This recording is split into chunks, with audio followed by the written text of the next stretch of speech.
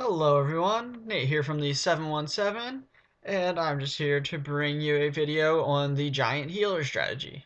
Giant Healer is a very strong strategy, especially in the mid-level Town Hall range. So anywhere from Town Hall 5 to 7 and maybe some bad Town Hall 8s, you should be able to 3-star with this strategy, especially if you're a Town Hall 7 or a Town Hall 8, really, you could definitely 3-star some Town Hall 8s if you're good enough with it. As the troop composition, which we're going to look at now, I use 15 Giants.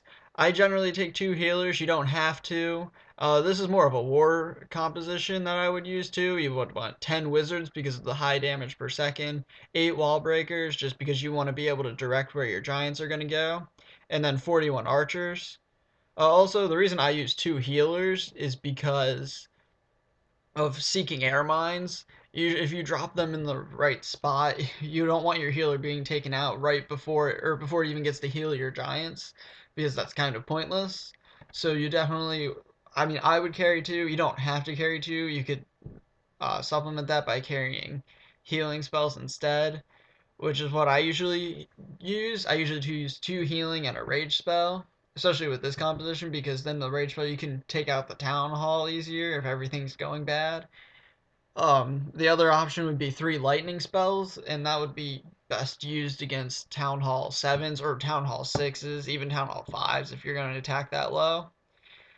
So on the first raid, you can see I'm using 3 lightning spells, and the one air defense is down, so I'm just going to drop them on the one that's actually up. And normally you would want to go in close to where the other air defense is, if there are 2 active ones. But since this one's being upgraded, we're just going to go up at the top because that's where all the resources are, and I definitely want to make sure I'm going to get all these. So I'm going to drop some barbs as a distraction. Then I'm going to drop the wall breakers to break in a wall.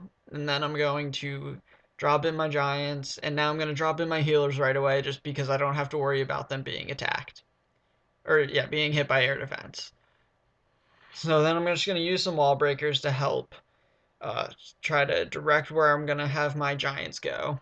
And you want your giants to stay together. You want to drop them all in one spot, and you want to drop them, or you want to get them directed all in the same direction, to the same place, I mean, because then they do so much more damage when they're kept in a group as opposed to when they're separate.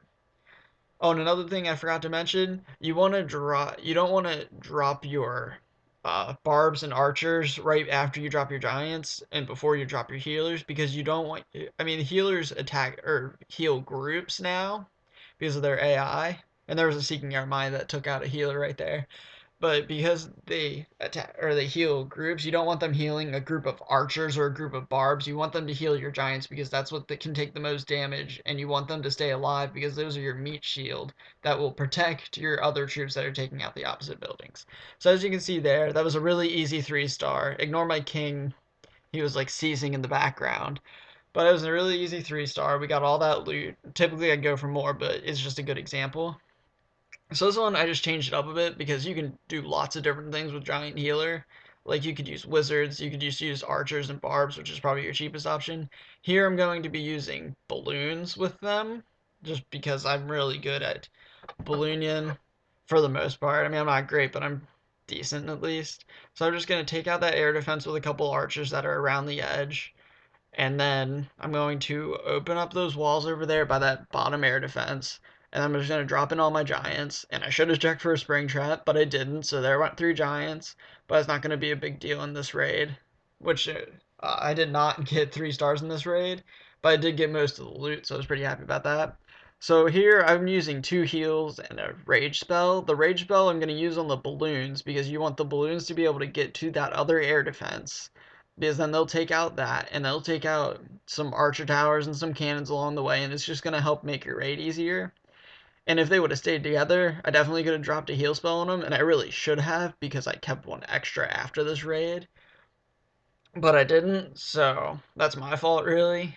And if my balloons would have stayed alive longer, I probably would have 3-starred this base. So, but that's whatever. I mean, it happens. It just comes with using this strategy more, which I never use it anymore at all.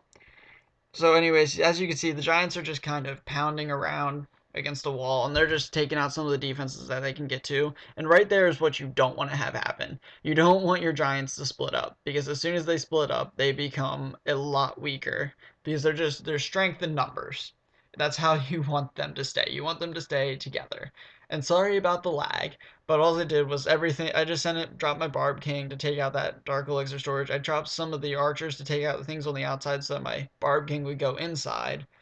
And then I just had my Barb Kings use a special ability and go inside and take out stuff. Normally, I wouldn't even drop my Clan Castle troops. I just wanted some of that gold that was sitting there on the bottom, and I got a really nice amount of loot. Which is the best. The good thing about this strategy is it's really cheap, so you'll make a lot off of each raid. So now we're gonna go to our final raid, where I'm just using this is the more of a war strategy, and typically I would keep either five giants. I like to use about 20 giants in war just because the numbers of them help you a lot against defenses, especially against Town Hall 7s or Town Hall 8s. Which, if you're using 20 giants, you can definitely 3-star a Town Hall 8 as long as you have enough practice using this composition. So, anyways, I took out everything along the outside with some archers, and then I dropped in, and while they were doing that, I dropped all my giants, and I dropped the wizards in behind them after the things on the outside were taken out, because you want your wizards to go to the inside with the giants. They're going to be most effective when they're following around the giants, because the giants are going to soak up the damage while the healer heals them, and then the wizards are going to fire over the walls and take out everything else. And it's probably one of the easier 2-star strategies out there. But like I said, it just takes practice. And I mean, as you can see, this base was ridiculous. It was under leveled, the walls were bad, and there's only one air defense.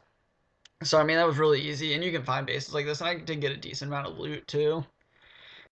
So just try to go into the side closest to the air defense so you can take that out, because you cannot drop your healers before you take out the air defense. If you drop your healers before you take out the air defense, your healers are going to die and you're probably going to lose your raid, and if not, you won't do so well. That's pretty much everything you need to know about Giant Healer. Hope you guys enjoyed. Thanks for watching.